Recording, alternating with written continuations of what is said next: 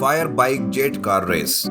रामपुर नाम के गांव में धनसुख नाम का एक अमीर आदमी रहता था, जिसका इकलौता बेटा होता है सोहन। सोहन के पास बहुत सारी बाइक और कार्स होती है। उसे रेस लगाने का बहुत शौक होता है। धनसुख लाल उसकी हर एक इच्छा को पूरा करते हैं। एक बार धनसुख अपने बेटे को एक जेट कार खरीद कर देता है। वो सोचता है, मेरे बेटे जैसा इस गांव में तो क्या पूरे देश में कोई नहीं है। मेरा बेटा तो अव्वल नंबर का रेसर है। क्यों ना मैं मेरे बेटे के लिए एक कार रेस का आयोजन करूं। ऐसा सोचकर धनसुख एक कार रेस प्रतियोगिता आयोजित करता है और जो कोई उस प्रतियोगिता में उसके बेटे को हराएगा उसे वो 25 लाख का इनाम देने वाला रहता है। प्रतियोगिता का इनाम देखकर हर कोई सोचता है कि क्यों ना एक बार प्रतियोगिता में उतरा जाए। फिर गांव से, शहर से, कोई बाइक से तो कोई कार से सोहन के साथ प्रतियोगिता में हिस्सा लेता है, लेकिन कोई भी सोहन को हरा नहीं पाता। इस बात की चर्चा काफी दूर दूर तक होती है। तभी ये खबर एक मैकेनिक के बेटे अंकित को लगती है। अंकित बड़ा ही दयावान लड़का रहता है। वो हर किसी की मदद या सेवा करता रहता है। इस बार वो सोचता है, अरे वाह, इतनी बड़ी रकम! इस रकम से तो मैं अपने गांव के लोगों का भला कर सकता हूँ।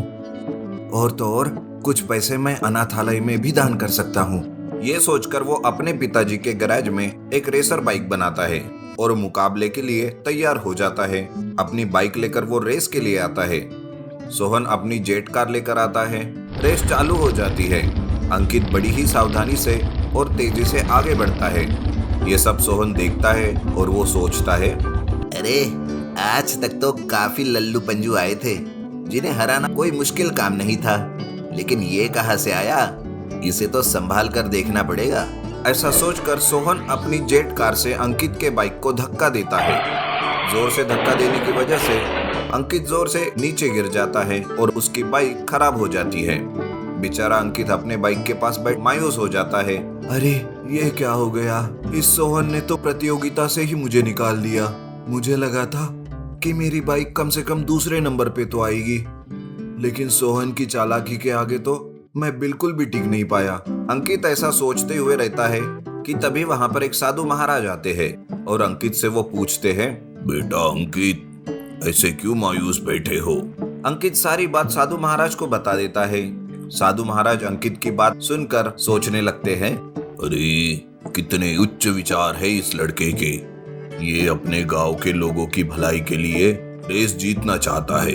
ये तो वही लड़का है जिसके बारे में मैंने भी काफी लोगों से सुना था। इसकी मदद तो मैं जरूर करूंगा। ये सोचकर साधु महाराज अपने कमंडल से थोड़ा पानी निकालकर अंकित के बाइक पर डालते हैं और अंकित से वो कहते हैं, उठो बेटा अंकित, जाओ, तुम्हारी बाइक अब अच्छी हो गई है। जाओ और उस घमंडी सोहन को हराकर सबक सिखाओ। लेकिन महाराज, वो तो बहुत दूर चला गया और मैं अभी तक यहीं पर हूँ। कैसे जीतूंगा मैं ये रेस? तुम बाइक चालू करो बेटा और फिर देखो आगे क्या होता है। साधु महाराज के कहने पर अंकित अपनी बाइक को चालू करता है और जैसे ही वो उसे चलाने लगता है, बाइक में से आग निकलने लगती है और बाइक तेजी से दौड़ने लगती है। देखते ही देखते अंकित सोहन के जेट कार को पार कर लेता है और वो रेस कुछ सेकंड के अंदर से ही जीत लेता है। ये देखकर धनसुख बड़ा परेशान होता है और सोहन का घमंड भी चकनाचूर हो जाता है। धनसुख ने कहे मुताबिक 25 लाख का इनाम वो अंकित को देता है और अंकित उन रुपयों को अपने गांव के लोगों के भलाई के लिए लगाता है। Underground super car. कमलपुर नामक गांव में राजेश और रमेश नाम के दो दोस्त रहते थे।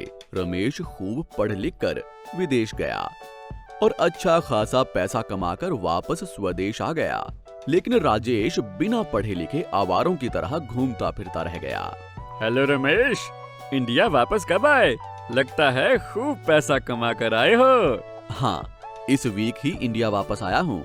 तुम बताओ, तुम क्या कर रहे हो? कुछ नहीं यार, पिताजी ने थोड़ा बहुत कमाया है, मैं तो खाली घूम रहा हूँ। क्यों ऐसे ही वक्त बर्बाद कर रहे हो? कुछ काम क्यों नहीं करते? अरे यार, तुम बहुत सालों बाद इंडिया वापस आए हो ना, तुमसे हालचाल पूछने लगा, तुम तो मुझे भाषण ही देने लग गए हो। ठीक है, चल छोड़, ये बता घर पे सब कैसे हैं? हाँ, सब मजे में हैं, सब ठीक है। अरे ये क्या, तुम अभी इस खटारा साइकिल का इस्तेमाल कर रहे हो? तुम नहीं बदलोगे, कुछ करो यार। ये देखो, मैंने नई सुपर कार खरीदी है 400 किलोमीटर की रफ्तार से चलती है। ऊपर से अगर इसे किसी ने चुरा लिया तो तुरंत मुझे पता चल जाएगा। मेरे पास इस सुपर मोबाइल कार का ऐप है, इससे इस कार की स्पीड को रोका जा सकता है। राजेश अपने मन में सोचता है, अरे ये कुछ ज्यादा ही बोल रहा है, देख लूंगा मैं इसे। एक दिन राजेश रमेश के घर जाकर रमेश को घर में ना पाकर उस सुपर कार की चाबी चुरा लेता है और उस कार को पहले से ही बनाए हुए अपने अंडरग्राउंड पार्किंग एरिया में लाकर पार्क कर देता है। इस दौरान रमेश कार को ढूंढता रहता है। बहुत देर होने के बाद भी उसे कार नहीं मिलती। वो सुपर कार ऐप के द्वारा कार की जगह पता कर वहां जाता है, लेकिन वहां कार नहीं थी, पूरी जगह खाली थी। वो वापस चला जाता है क्योंकि वो कार अंडरग्राउंड में थी। ऊपर से तो कुछ भी दिखाई नहीं दे रहा था, तो रमेश उदास होकर वहां से चला जाता है। अगले दिन रमेश राजेश से कहता है, अरे राजेश, किसी ने मेरी कार चुरा ली है, अगर वो कहीं दिखाई दे तो मुझे बता देना। अरे तुमने तो कहा था कि वो सुपर कार है, उसे कोई नहीं चुरा सकता, तो फिर अब क्यों तुम इतने परेशान हो रहे हो?